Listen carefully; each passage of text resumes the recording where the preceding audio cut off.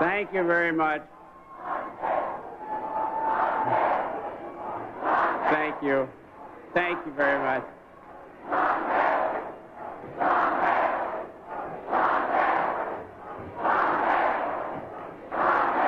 Thank you very much. Thank you very much. Thank you very, very much.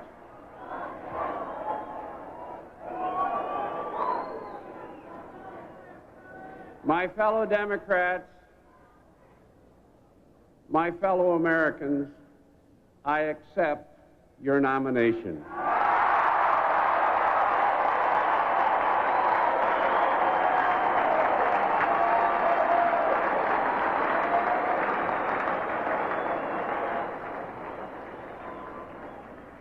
Behind us now is the most wide-open race in political history. It was noisy, but our voices were heard. It was long, but our stamina was tested. It was hot, but the heat was passion and not anger. It was a roller coaster, but it made me a better candidate, and it will make me a stronger president of the United States.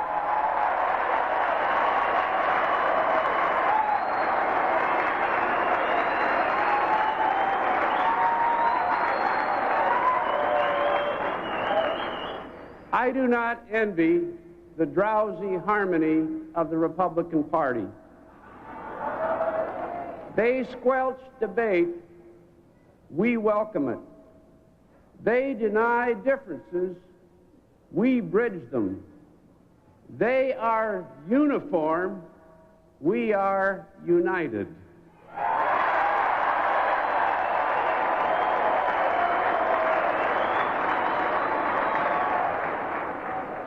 They are a portrait of privilege, and we are a mirror of America.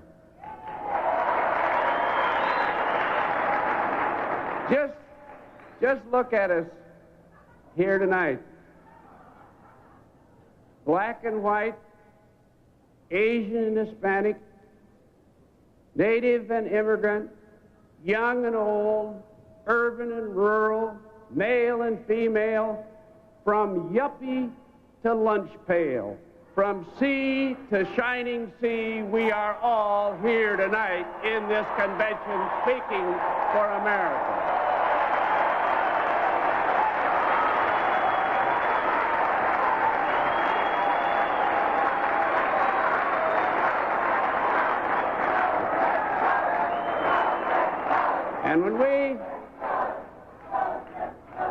And when we in this hall speak for America, it is America that is speaking. When we speak of family, the voice is Mario Cuomo's. When we speak of change, the words are Gary Hart's. When we speak of hope, the fire is Jesse Jackson's.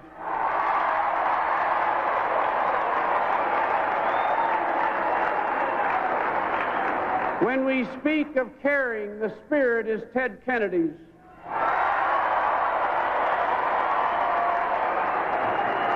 When we speak of patriotism, the strength is John Glenn's. And when we speak of the future, the message is Geraldine Ferraro.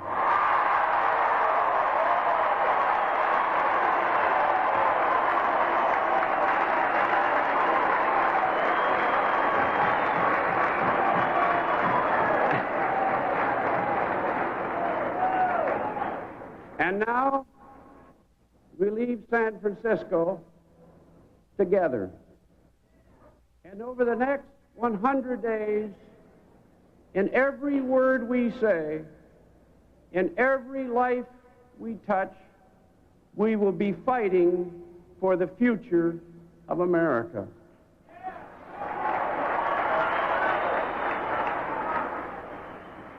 Joan and I are parents of 3 wonderful children who will live much of their lives in the 21st century. This election is a referendum on their future and on ours. So tonight I want to speak to the young people of America and to their parents and to their grandparents. I'm Walter Mondale.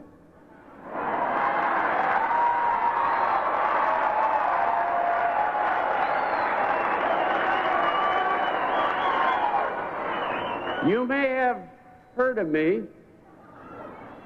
but you may not really know me. I grew up in the farm towns of southern Minnesota.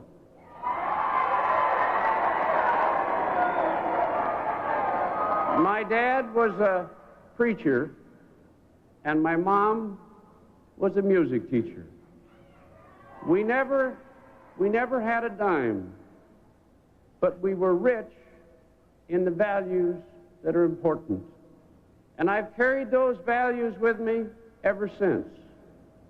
They taught me to work hard, to stand on my own, to play by the rules, to tell the truth, to obey the law, to care for others, to love our country, and to cherish our faith. My story isn't unique. In the last few weeks, I've deepened my admiration for someone who shares those same values. Her immigrant father loved our country, her widowed mother sacrificed her family, and her own career is an American classic. Doing your work, earning your way, paying your dues, rising on merit. My presidency will be about those values, and my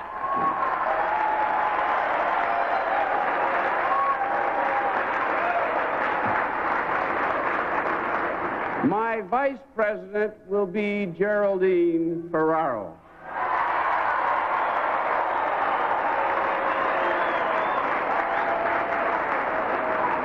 Tonight, we open a new door to the future.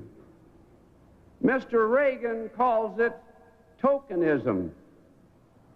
We call it America.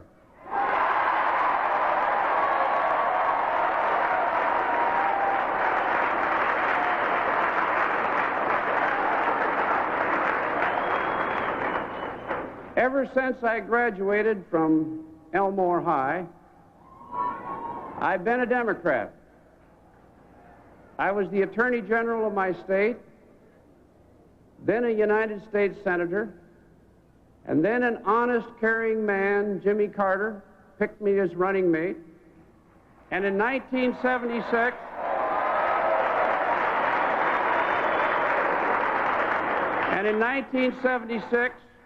I was elected vice president. Then in 1980, Ronald Reagan beat the pants off us. So tonight, I want to say something to those of you across the country who voted for Ronald Reagan. Republicans, independents, and yes, some Democrats. I heard you, and our party heard you. After we lost, we didn't tell the American people that they were wrong. Instead, we began asking you what our mistakes had been. And for 4 years, I listened to all of the people of our country. I traveled everywhere. It seemed like I had visited every acre of America. It wasn't easy. I remember late one night, as I headed from a speech in one city to a hotel 1,000 miles away, a friend of mine came up to me and said, "Fritz, I just saw you on TV. Are those bags under your eyes natural?" And I said, "No, I got them the old-fashioned way." I earned them.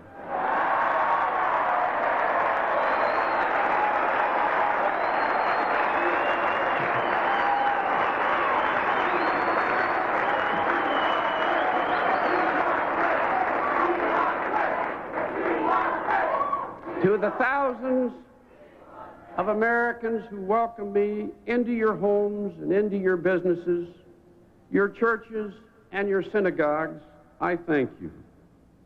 You confirmed my belief in our country's values, and you helped me learn and grow. So tonight we come to you with a new realism, ready for the future and recapturing the best in our tradition. We know that America must have a strong defense and a sober view of the Soviets. We know that government must be as well managed as it is well-meaning. We know that a healthy, growing private economy is the key to the future. We know that Harry Truman spoke the truth when he said, a president has to be able to say yes and no, but mostly no. Look at our platform.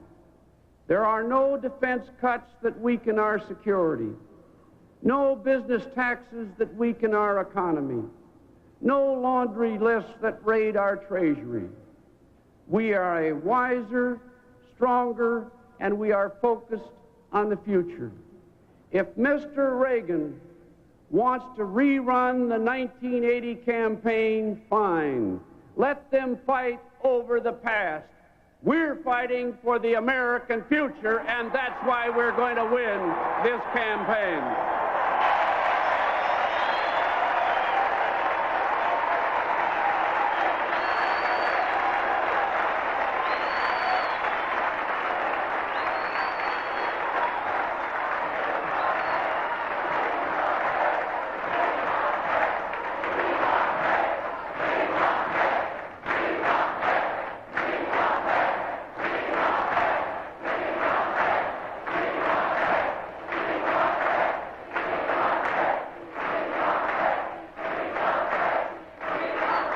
One last word.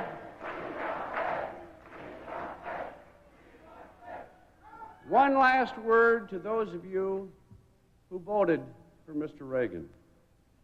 I know what you were saying, but I also know what you were not saying.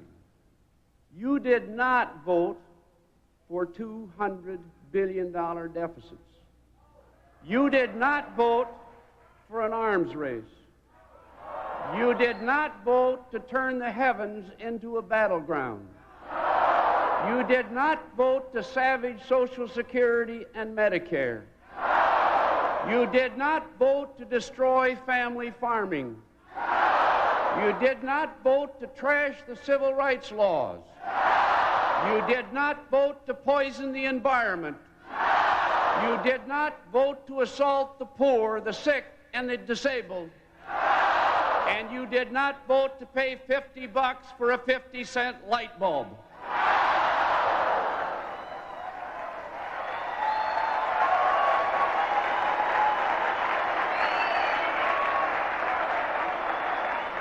Four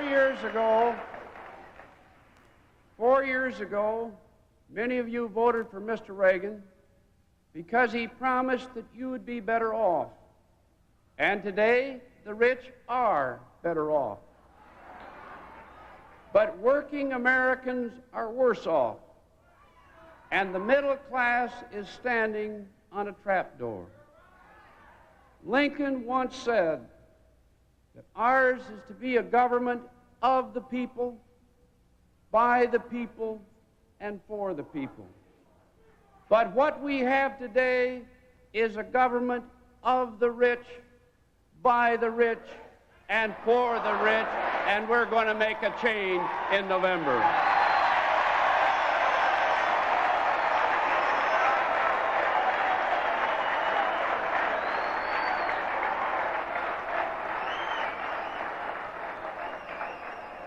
Look at the record. First, there was Mr. Reagan's tax program. And what happened was this. he gave each of his rich friends enough tax relief to buy a Rolls Royce. And then he asked your family to pay for the hubcaps. Then they looked the other way at the rip-offs, soaring utility bills, phone bills, medical bills. Then they crimped our future. They let us be routed in international competition. And now the help-wanted ads are full of listings for executives and for dishwashers, but not much in between. Then they socked it to the workers. They encouraged executives to vote themselves huge bonuses while using King Kong tactics to make workers take Hong Kong wages.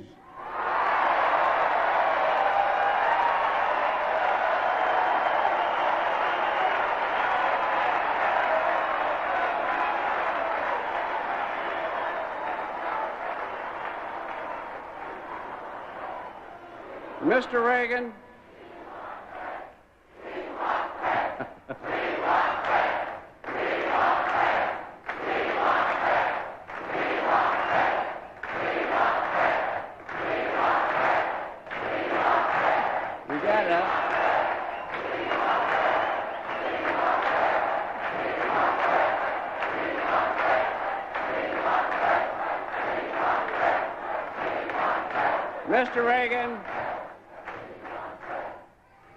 Mr. Reagan believes that the genius of America is in the boardrooms and exclusive country clubs. I believe that greatness can be found in the men and women who build our nation, do its work, and defend our freedom.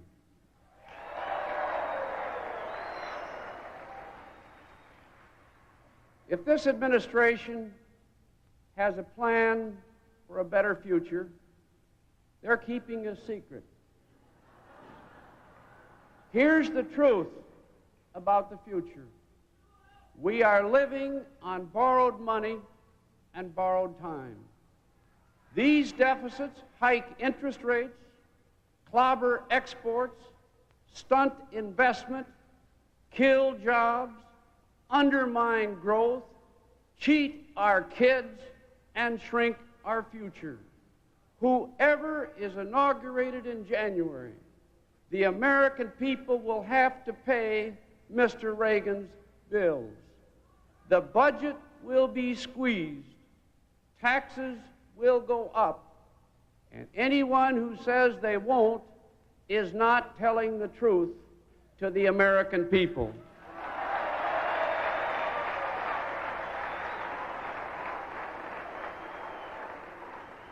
I mean business. By the end of my first term, I will reduce the Reagan budget deficit by 2/3. Let's tell the truth. That must be done. It must be done. Mr. Reagan will raise taxes, and so will I. He won't tell you. I just did.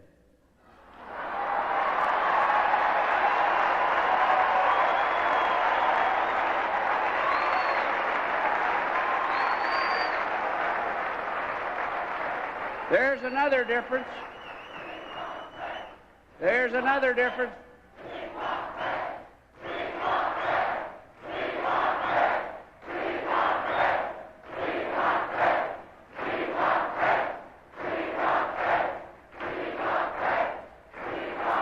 There's another difference. There's another difference. When he raises taxes, it won't be done fairly. He will sock it to average income families again, and he'll leave his rich friends alone. And I won't stand for it, and neither will you, and neither will the American people.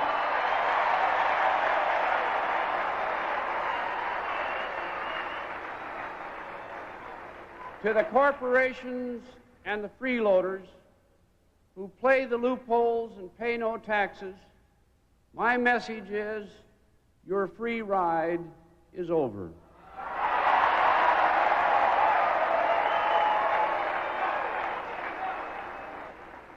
To the Congress, my message is we must cut spending and pay as we go. If you don't hold the line, I will. That's what the veto is for. Now, that's my plan to cut the deficit. Mr. Reagan is keeping his plan secret until after the election. That's not leadership, that's salesmanship. And I think the American people know the difference.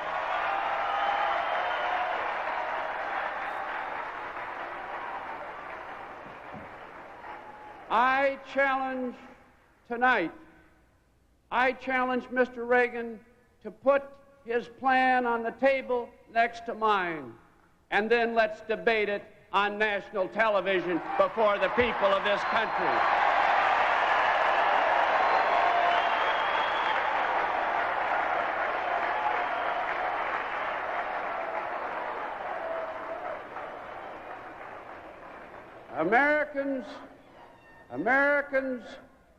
Americans want the truth about their future. They're entitled to it. And they want the truth now, not after the election.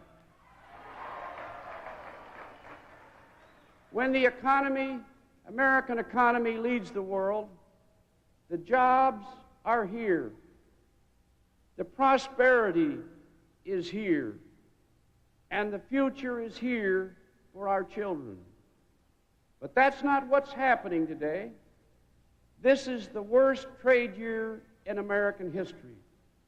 3 million of our best jobs have gone overseas. Mr. Reagan has done nothing about it. They have no plan to get our competitive edge back, but we do. We will cut the deficits, reduce interest rates, make our exports affordable, and make America number one again in the world economy.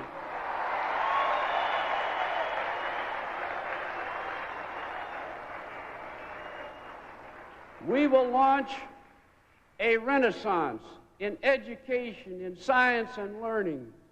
A mind is a terrible thing to waste, and this must be the best educated generation in American history, and I will lead our nation forward to the best system that this nation has ever seen. We must do it. We must do it.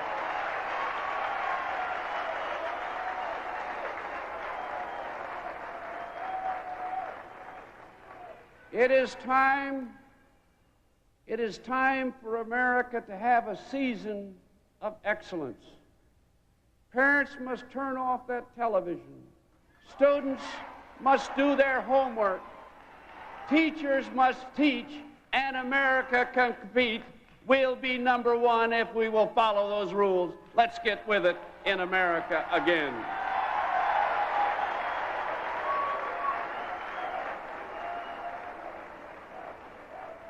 To big companies that send our best jobs overseas, my message is we need those jobs here at home.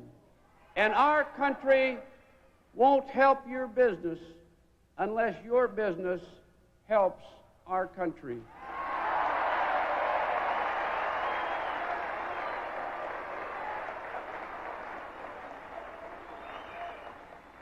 To countries that close their markets to us, my message is we will not be pushed around anymore. We will have a president who stands up for American workers and American businesses and American farmers in international trade.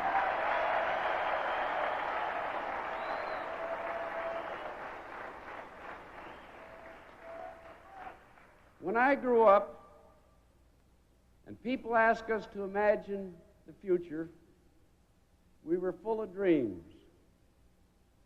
But a few months ago, when I visited a grade school class in Texas and asked the children to imagine the future, they talked to me about nuclear war.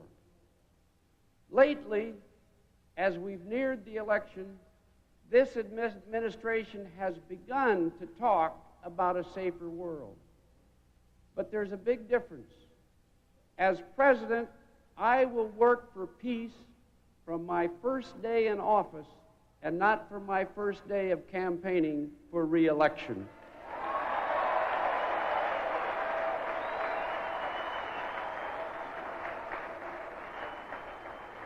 As president, I will reassert American values. I'll press for human rights in Central America and for the removal of all foreign forces from the region. And in my first 100 days, I will stop the illegal war in Nicaragua.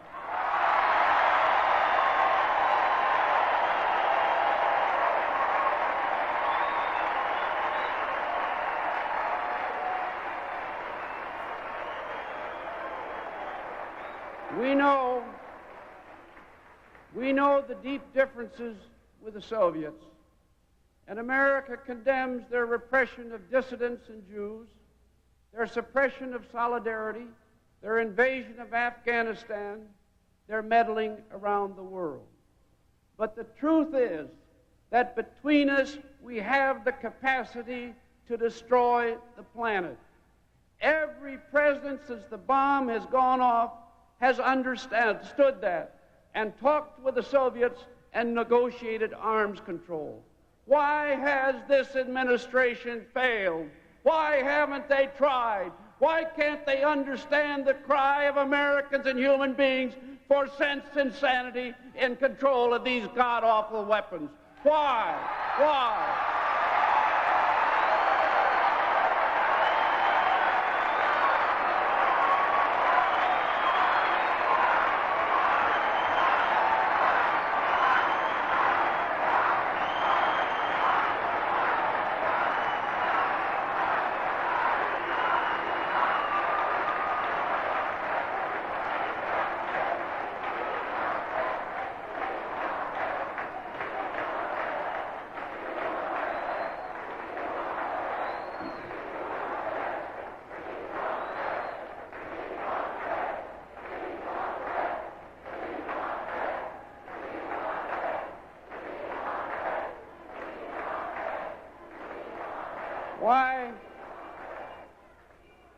Why can't we meet in summit conferences with the Soviet Union at least once a year?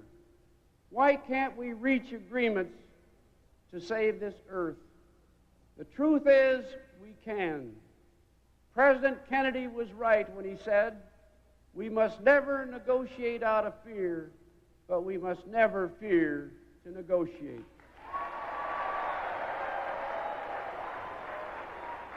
For the sake of civilization, we must negotiate a mutual, verifiable nuclear freeze before these weapons destroy us all.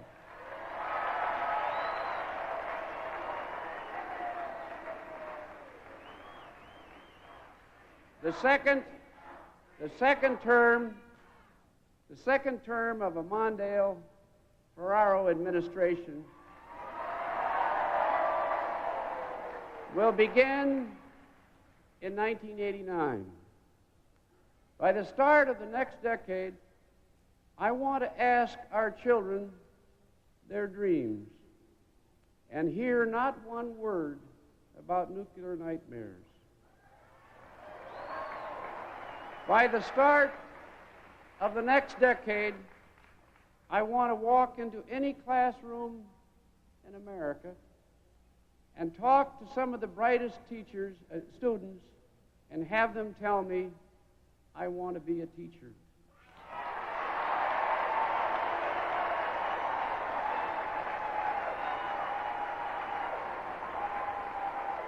By the start of the next decade, I want to walk into any public health clinic in America and hear the doctor say, we haven't seen a hungry child this year.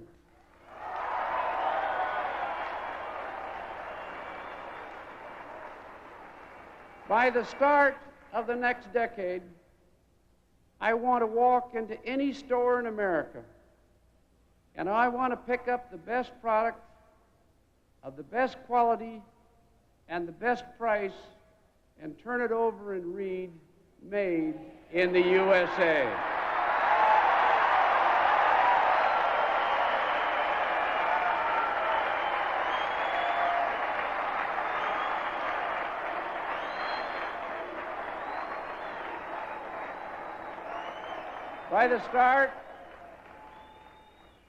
By the start of the next decade, I want to meet with the most successful business leaders anywhere in America and see as many minorities and women in that room as I see in this room here tonight.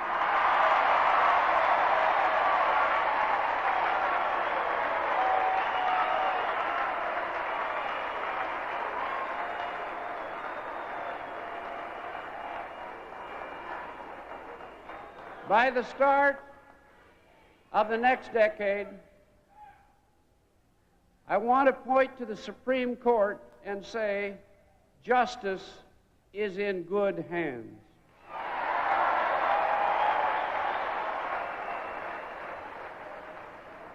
Before the start of the next decade, I want to go to my second inaugural and raise my right hand and swear to preserve, protect, and defend a Constitution that includes the Equal Rights Amendment.